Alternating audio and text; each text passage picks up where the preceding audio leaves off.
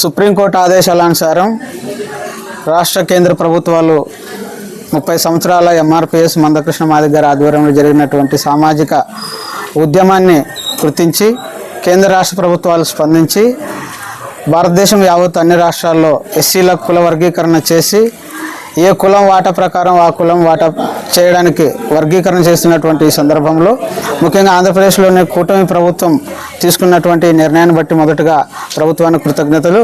అట్లానే ఈ యొక్క ప్రభుత్వ నిర్ణయంలో భాగంగా అన్ని గ్రామ సచివాలయాల్లో ఎస్సీ కులగణన జాబితాను బహిర్గతం చేయాల్సినటువంటి విషయంలో ఇంకా ఇప్పటికి కూడా ఇంకొక రోజు సమయం ఉన్నప్పటికీ కూడా గ్రామ సచివాలయాల సిబ్బంది కొంత నిర్లక్ష్యం వహిస్తున్నారు.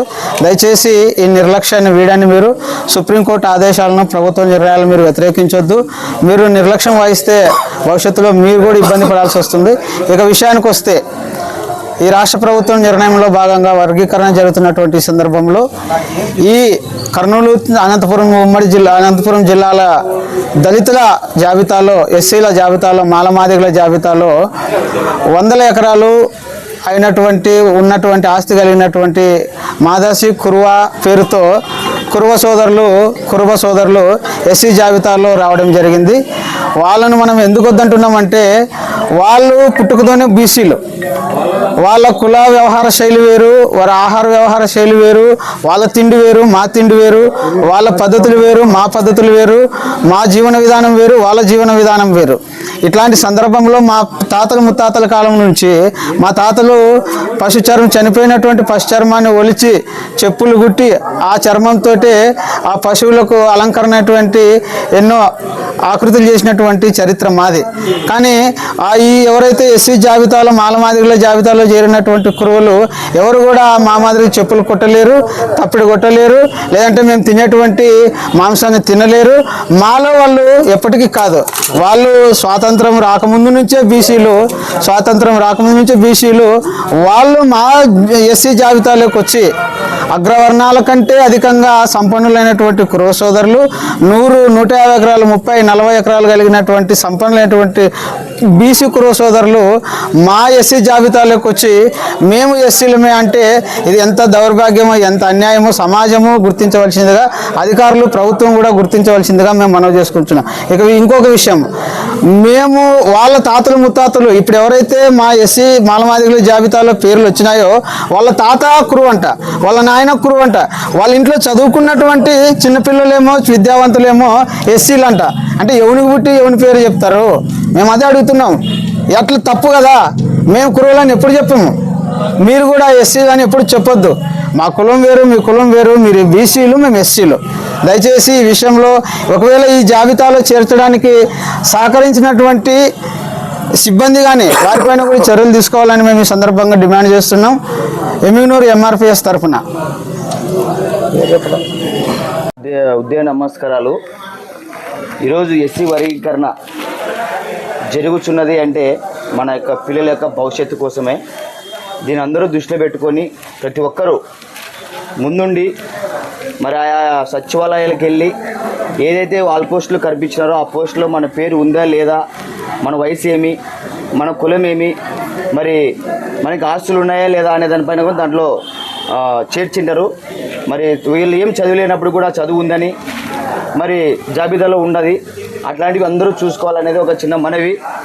టైం లేదు, రేపు 2వ తారీఖునే కర్నూలులోన మరి రంజన్ మిశ్రా కమిటీ ఉంది కాబట్టి ఎంతవరకు అయితే అందరూ ప్రతి గ్రామంలోనూ పార్టీలకు అతీతంగా అందరూ ప్రజెంటేషన్ ఇవ్వాలని కోరుచున్నాము. మన కర్నూలులో ఉంది కాబట్టి 2వ తారీఖున అందరూ తరలి రావాలా. విద్యార్థి సంఘాలు అయితేనేమి, రాజకీయ నాయకులు అయితేనేమి, భవిష్యత్తులో రాజకీయం చేయాలనుకున్న ఎవరైతే ఉంటారో అందరూ ప్రతి ఒక్కరు కూడా మాకు సహకరించి మరి మమ్మల్ని ముందుకు నడిపించాలనేదే కోరుకుంటున్నాము.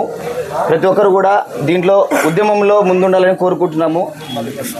మందకృష్ణ మాదిగన్న ఆదేశాల మేరకు మేము ఇక్కడ రావడం జరిగింది.